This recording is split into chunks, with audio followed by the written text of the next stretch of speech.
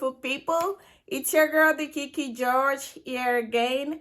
Today, I am sharing our emotional birth story of the twins. If you are new on my channel, welcome. If you've been with me before, I appreciate you. Thank you so much for being here. If you have not subscribed to this channel, please do so. I have a lot of amazing content and I think you guys will really enjoy.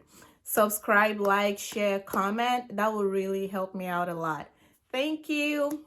So let's dive into the video. So I had the twins on September 21st of 2021.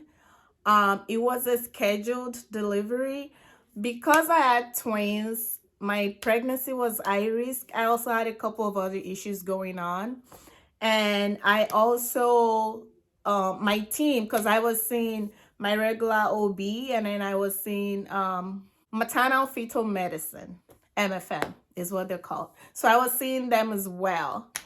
So because of everything I had going on, they did not want me to go past 38 weeks because that would increase, the chances of stillbirth or whatever. So I did have the twins on my 38th week of pregnancy. It was scheduled for the 21st.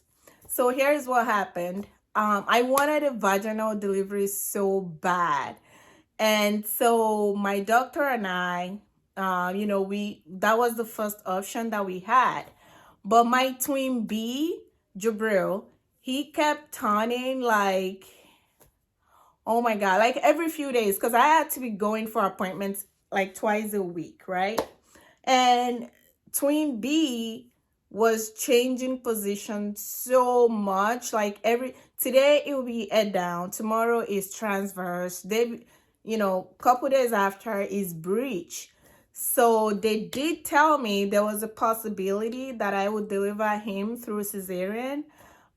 Just because, because there's two of them, there's a lot of risks if I try to have a breech baby vaginally. So we were like, okay, when we were getting close, he turned head down for like a couple of weeks. We really thought that was gonna be it and we would be able to do vaginal. Oh my God, that boy. No, that didn't happen. So on my last appointment, it was transverse. And so I had to give the consent that, if it was a possibility, I didn't know what was going to happen, how this goes or whatever. So I did speak with my doctor and I told her, if it came down to it, it's okay to have cesarean. The most important thing is to deliver the babies safe and sound, whatever is best for them and for myself. So come the morning of September 21st. Guys, good morning. It is officially baby's day. Oh my God, I can't believe it. So I had to wake up at 4:30 because we have to be in the hospital by 5:30. I already had my shower and I'm just waiting for my husband to be ready. And we are going to go get these babies out. I'm gonna try my best to show you guys as much as I comfortably can. And you can watch all this in my birth story later. All right. I was super nervous. We got to the hospital. They started all these fluids and stuff. I want to pause and say that right before that day, I was hospitalized a couple times. The babies had tried to come early. At 27 weeks, I believe, I was hospitalized for like 5 or 6 days. I almost missed my baby shower. Like I got discharged a day before my baby shower.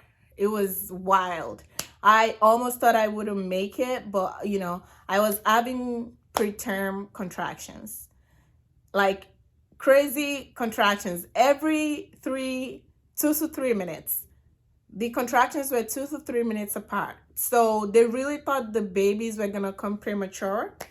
And so they were trying to stop it. I got magnesium. I got, to try to stop labor. I got something else for the baby's lungs. I think it's steroid shots. And then I was hospitalized a couple times after that, before delivery, just because the babies were always trying to come early. And then I had to go every week. I had to go for a non-stress test so they could monitor my contractions and make sure everything is okay. And again, they were more concerned because it's multiples and that always carries more risks. They put all the fluids together or whatnot and everything was going well. Good morning. Hi, good morning. All right, we're trying to get everything settled, okay? Yeah, because I was focused on the vaginal delivery. My doctor came in and she did an ultrasound. And when she did the ultrasound, found out that baby was not head down. Baby A was fine. He was head down. He was ready to go. But they found out that baby B was not. And so they gave me the option of delivering baby A, Jamil, vaginally, and then proceeding to have a cesarean to deliver Jubril. There was another doctor that was kind of helping my doctor out. She was open to like a breech, like vaginal breech birth, but they started giving me all this list of complications and things that could go wrong. And I just got scared. I was mostly scared for the baby, not even for myself, but for my son. I'm like, I was like, no, if something bad could potentially happen from delivering vaginally, then no, I didn't want to do that. And I didn't want to deliver one baby vaginal and the other one cesarean, because in my head I was thinking, well, that means I'm gonna have like two different parts of my body to take care of with wounds and pain or whatnot. I didn't want to do that. So I said, you know what? If this baby has not turned head down, let's proceed to cesarean and just deliver both of them. It's safer. The risks were lower. Of course, cesarean has its own risks as well, but compared to the old thing they gave me, it was better because the baby was breech. One of the babies was breech. So we proceeded to do cesarean. I walked myself to the OR and then I got the spinal, which was like a whole another story. So the guy that did my spinal did not get it immediately. He had to try like 3 times because apparently, I don't know, whatever he was doing, I wasn't supposed to be feeling any pain, but I was feeling pain. So they said that wasn't right. They took it out the first time, guys. Did it again the second time. Did it again the third time. He got it on the 4th attempt. That was how many times I got poked. I got needles stuck in my back, in my spine. It was bad. I was nervous. I started crying at some point, I think. And, my doctor, she was very nice. She was holding me, just telling me, oh, I'm strong. I could do this, blah, blah, blah. And then, I'm Muslim. And I got so scared. I just remembered a particular prayer that I know, and I just started saying it. I was saying it out loud. Like the doctor was like, okay, if that's going to help you, keep saying that. It just kind of helped me to calm down. But then I started feeling cold, and the OR is usually cold. If anyone has ever had surgery before, the operating room is always cold. But it was like abnormally cold. But at first they thought, well, maybe it's just the OR. So they got me prepped. I was on the table, ready to go.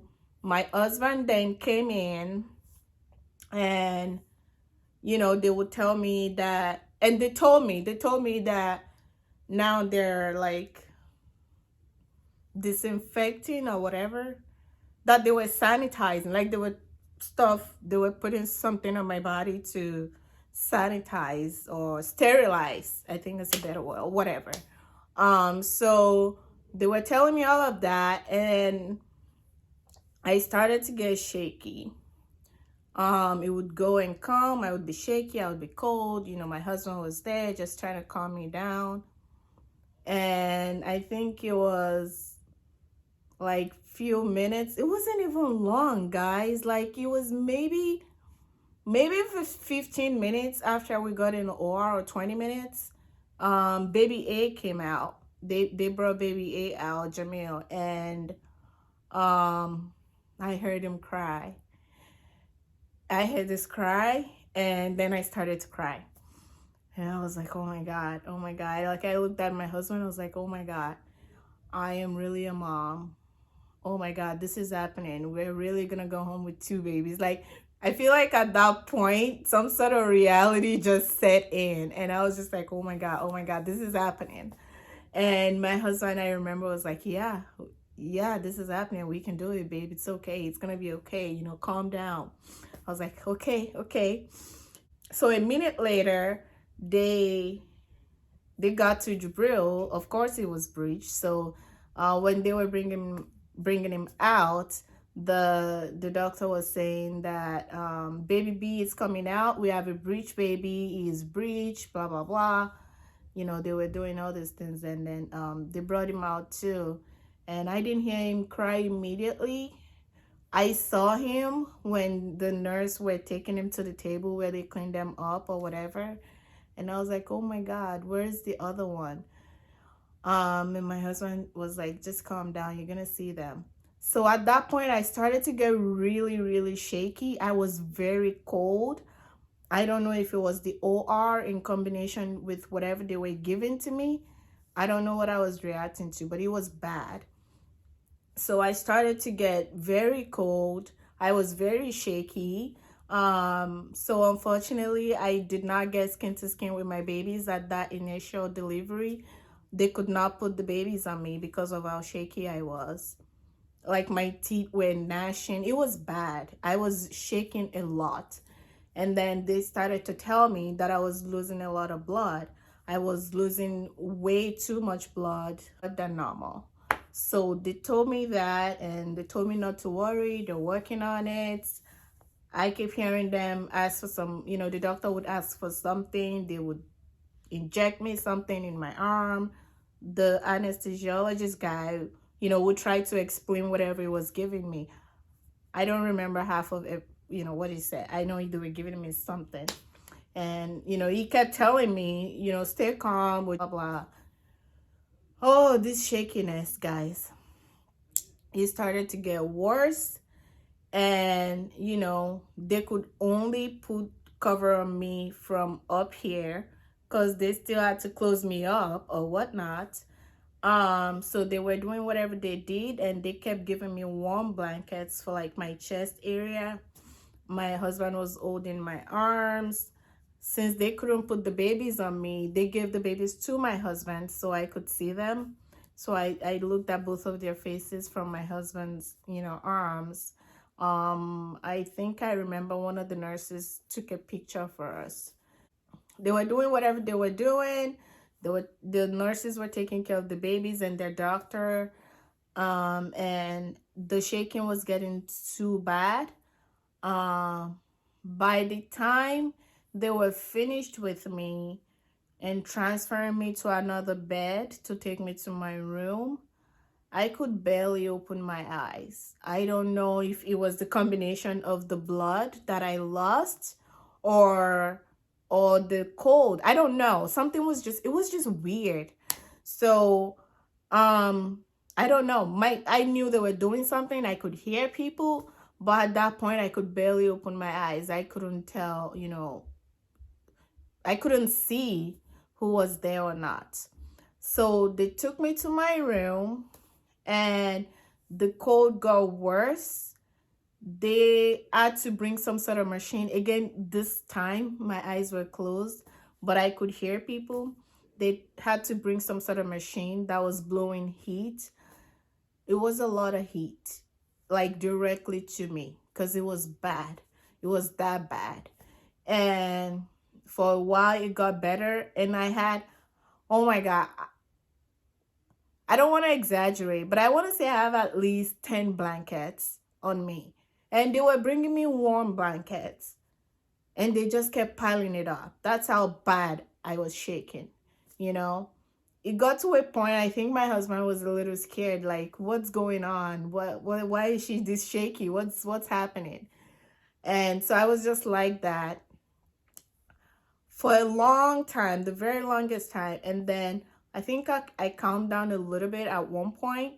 And so they finally brought the babies to me to do skin to skin. And that helped me as well. Like my shakiness came down a little bit. I calmed down.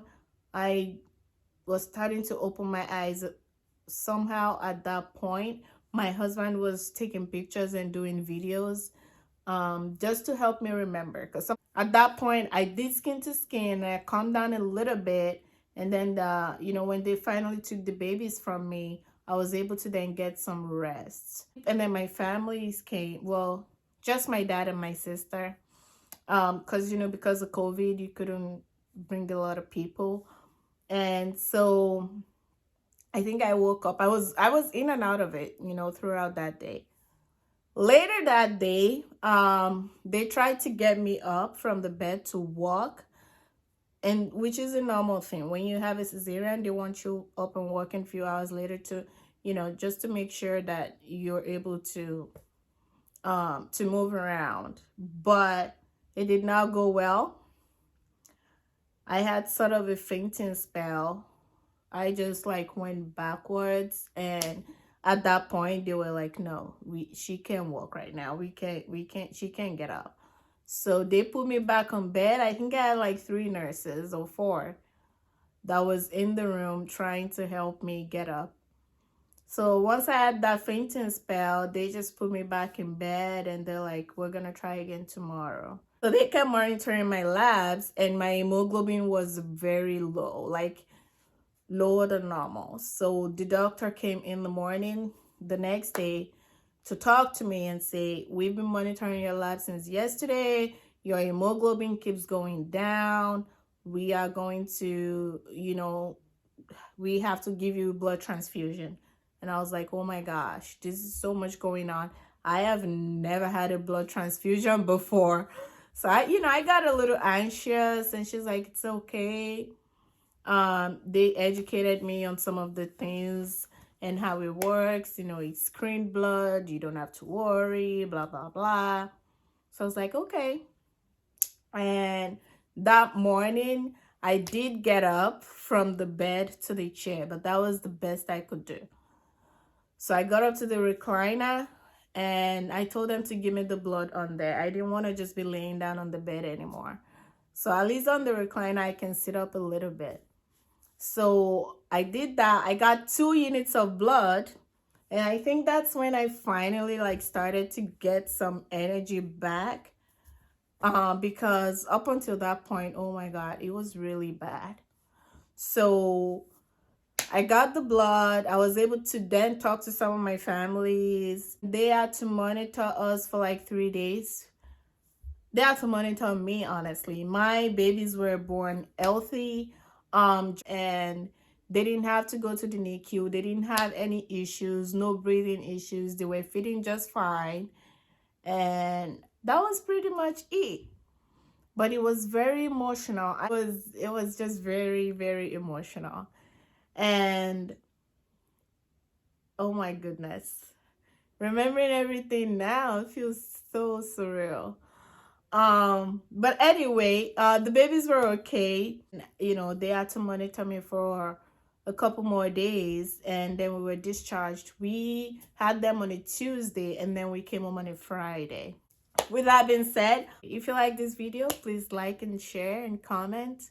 That will really help my algorithm. Thank you. And please do not forget to like, subscribe, comment, share this video, and turn on the post notification bell, so that you can be notified when I post new videos. Thank you so much, guys, for sticking with me to the end. Bye.